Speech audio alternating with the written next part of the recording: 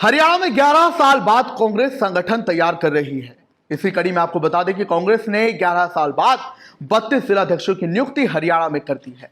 इस सूची में एक बात यह गौर करने वाली थी कि कांग्रेस ने हरियाणा के हर जिले में जिलाध्यक्ष बना दिए हैं।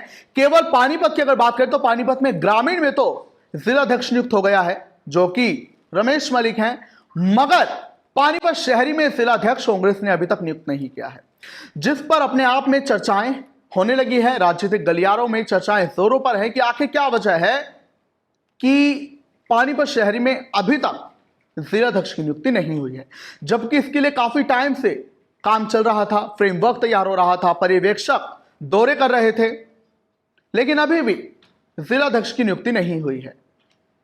तो इसी पर अब जो है लोगों ने कहना शुरू कर दिया है कि शायद कांग्रेस के पास वो नेता है ही नहीं जो जिलाध्यक्ष बन सके, जिन्हें वो बनाना चाहती है, और जो मौजूदा नेता हैं वो क्राइटेरिया में फिट नहीं बैठ रहे।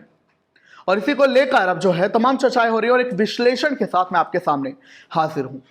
चलिए विश्लेषण की शुरुआत करते हैं। नमस्कार, आप देख रहे हैं की दहाड़, मैं हूं आपके साथ ओम पांडे। तो जैसा मैंने आपको जानकारी दी, 32 जिलाध्यक्ष नियुक्त हो चुके हैं, एक रह गया है जो कि पानीपत शहरी का है। उसी को लेकर अब जो है तमाम चर्चाएं और उन पहलुओं पर हम चर्चा करेंगे। पहला पॉइंट यही है कि क्या वाकई में कांग्रेस के पास उन नेताओं की कमी है जिन्हें जिलाध्यक्ष बनाया जा सके। उसके लिए आप एक सपोर्टिंग फैक्ट जानिए।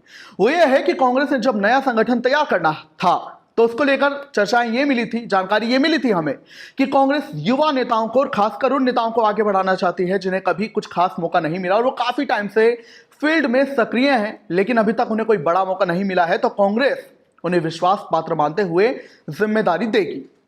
सीनियरिटी को लेकर बात थी कि सीनियर नेताओं को शायद मौका ना दिया जाए, उन्हें पहले कई मौके मिले हैं और इस बार गुटबाजी चूंकि एक बहुत बड़ा मुद्दा है कांग्रेस के लिए, तो यह भी खबर थी कि कैसे नेता को चुना जाएगा जो गुटबाजी से रहित हो।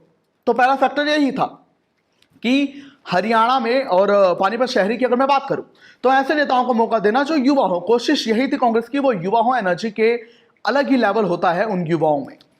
फिलहाल अगर मैं मौजूदा नेताओं की बात करूं जो काफी सीनियर हैं पानीपत शहरी विधानसभा में कांग्रेस के, उनमें खुद पूर्व मंत्री बलबीर पाल शाह के जो भाई हैं बुल्ले शाह, जो कि 2 बार विधानसभा चुनाव 2014 और 2024 में लड़ चुके हैं, वो काफी सीनियर हैं। हालांकि उनकी उम्र बहुत ज्यादा है और हुड्डा गुट के वो माने जाते हैं। तो यहां पर गुटबाजी का एक फैक्टर आता है और कांग्रेस चाहती है कि ऐसे नेताओं को मौका दिया जाए जो गुटबाजी से पीछे हो। दूसरा, निर्जा बारी है, महिला है, कांग्रेस की नेता है।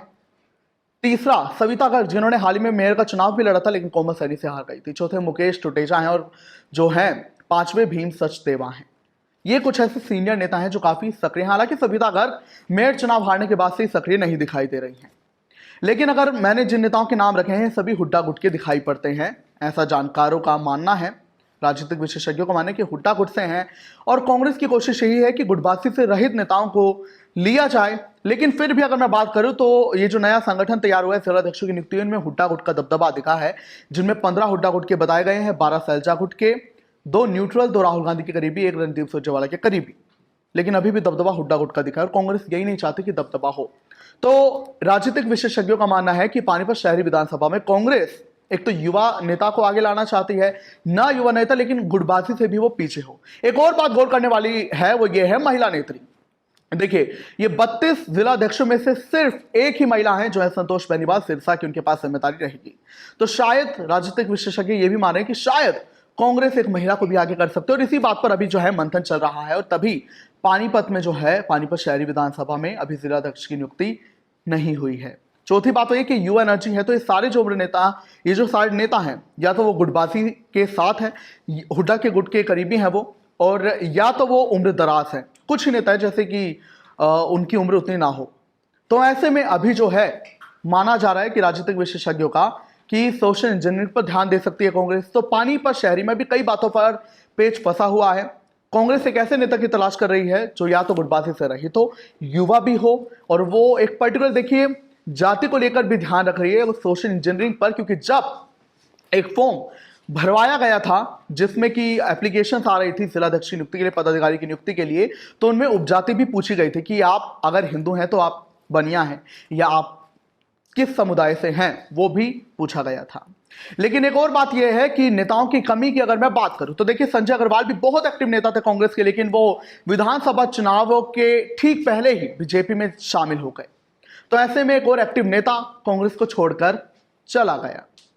और वही आपको बता दें कि क्यों ये नेताओं की कमी वाली बात लोग कहने लगे हैं, क्योंकि देखिए हाल ही में जब मेयर चुनाव हुआ था तो जानकारी ये मिली थी सूत्रों से कि कांग्रेस को टिकट जो किसी को देना है वो चुनाव लड़ना ही नहीं चाहता। विजय जैन को लेकर ये चर्चा थी तो विजय जैन ने मना कर दिया। और भी ऐसे कई नेता थे जिन्हें कांग्रेस अपना टिकट देना चाहती थी, लेकिन उन्होंने टिकट लेने से मना कर दिया और उन्होंने मेयर चुनाव लड़ने से भी मना कर दिया। तो इसलिए बात कही जा रही है कि कांग्रेस के पास शायद नेताओं की कमी है, लेकिन फिलहाल कांग्रेस एक अच्छा नेता मैदान में उतारना चाहती है, एक्टिव नेता, और उसी की तलाश अभी चल रही है, ऐसा राजनीतिक विशेषज्ञ मान रहे हैं। तो देखना होगा पानीपत शहरी विधानसभा की कमान किसे मिलती है। क्या वो कोई युवा नेता होगा? अगर युवा नेता नहीं होगा तो क्या कोई वो सीनियर होगा और वो किसी गुट का होगा या गुटबाजी से रहित होगा, या कोई महिला हमें एक और मिल सकती है?